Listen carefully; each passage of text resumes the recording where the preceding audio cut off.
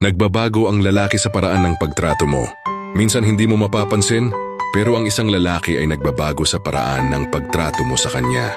Kapag palagi mo siyang kinakausap ng may respeto, mas lalo siyang nagiging mahinahon.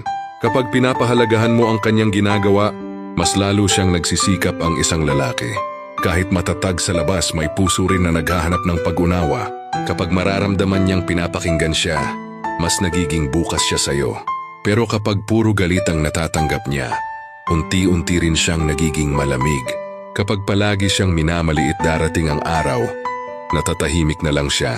Hindi dahil wala na siyang pakialam, kundi dahil napagod na siyang umintindi. Tandaan mo, ang lalaki ay parang salamin ng pagtrato mo. Kung puno ng lambing ang ibibigay mo, lambing din ang ibabalik sa'yo. Kung respeto ang ibibigay mo, mas lalo kanyang igagalang. Kung pagmamahal ang ipaparamdam mo, mas lalo kanyang pahahalagahan. Dahil sa huli, ang isang lalaki ay hindi lang nagbabago dahil sa panahon. Nagbago siya dahil sa taong kasama niya. Kaya kung gusto mong makita ang pinakamahusay sa kanya, simulan mo sa paraan ng pagtrato mo. Dahil minsan ang pagbabago ng lalaki nagsisimula sa'yo.